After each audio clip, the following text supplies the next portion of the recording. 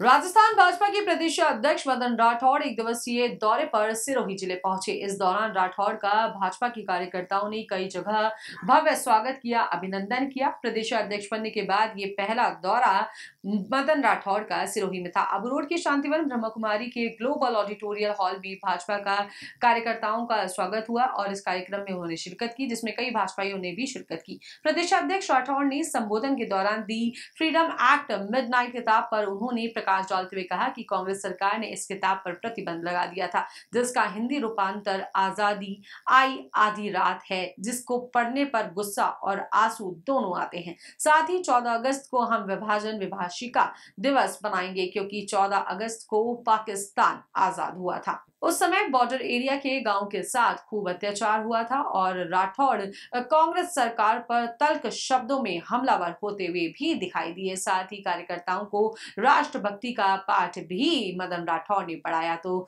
ये देर रात करीब 11 बजे ट्रेन से दिल्ली के लिए साथ ही राठौड़ वहां से रवाना भी हो गए। ये हमने तैयारी पूरी कर रखी है, पूरी पार्टी एकजुट होकर के सब वरिष्ठों का अनुभवों का लाभ भी हमको मिला है और पार्टी के समस्त जो कार्यकर्ता है वो घर घर तक पहुंचेंगे, राजस्थान सरकार और केंद्र सरकार की योजनाओं को घर घर तक पहुंचाएंगे।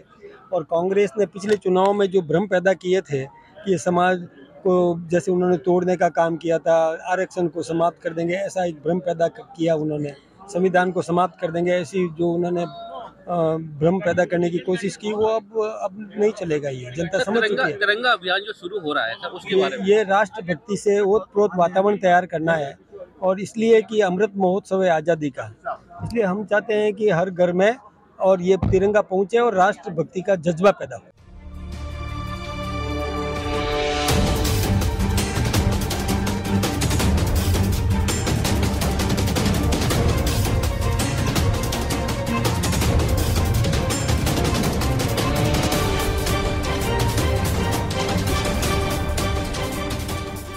ये हमने तैयारी पूरी कर रखी है, पूरी पार्टी एकजुट होकर के सब वरिष्ठों का अनुभवों का लाभ भी हमको मिला है और पार्टी के समस्त जो कार्यकर्ता है वो घर घर तक पहुंचेंगे, राजस्थान सरकार और केंद्र सरकार की योजनाओं को घर घर तक पहुंचाएंगे। और कांग्रेस ने पिछले चुनाव में जो भ्रम पैदा किए थे कि ये समाज को जैसे उन्होंने तोड़ने का काम किया था, आरक्षण को समाप्त कर देंगे, ऐसा एक भ्रम पैदा किया उन्होंने, संविधान को समाप्त कर देंगे, ऐसी जो उन्होंने भ्रम पैदा करने की कोशिश की, वो अब नहीं चलेगा। ये जनता समझ चुकी है। तिरंगा अभियान जो शुरू हो रहा है सर, उसके बारे में ये राष्ट्रभक्ति से ओतप्रोत वातावरण तैयार करना है और इसलिए कि अमृत महोत्सव है आज़ादी का, इसलिए हम चाहते हैं कि हर घर में और ये तिरंगा पहुंचे और राष्ट्रभक्ति का जज्बा पैदा हो।